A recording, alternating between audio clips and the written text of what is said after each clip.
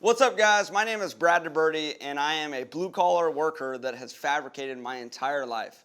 And the truck I brought this year is very special and very important to me. I call it the performance truck, but the vision behind it was originally started with the Indy car and a design of a hot rod meshed together into one vehicle. And the whole point of that is I wanted a vehicle that could do all forms of racing. So you take rallycross, you take road racing, drag racing, you name it racing, this truck can adjust and make it work. The builds and my mindset with every build I do is to be different, unique than the next builder. I don't want my build to look like any other truck out there, and that's what this truck is about. The power plant is a 420 cubic inch, 900 naturally aspirated horsepower TRD engine, followed with a 6-speed sequential transmission, and behind that is a quick change rear end. And the whole point of the quick change rear end is we can make a gear change in a matter of about 4 minutes.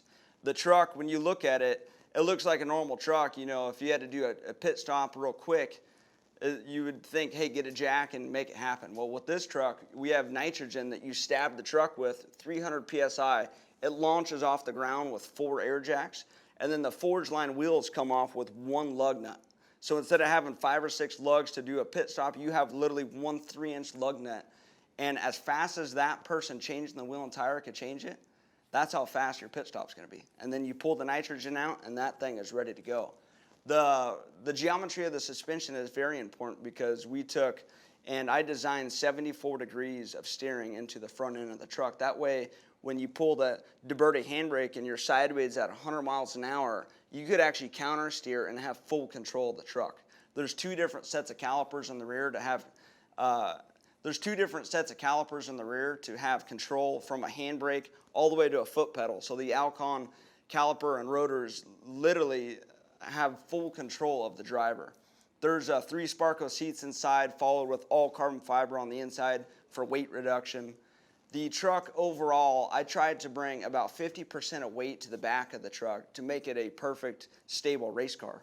And with that, you'll notice the ducting like from the roof line all the way to the back. What that is that's pulling in all the air and shoving it through the CBR radiator. That way that thing can stay cool as you're driving. The fenders, 2 minutes, all right. The fenders are very unique. The fenders started in a computer when we designed them, and then we got with advanced fiberglass concepts and machined all the fenders, the splitters, the wing, the rear diffuser, front diffuser, all out of foam. So it starts out as high-dense foam, and everything is machined into a fender, and then you pull your part out of that.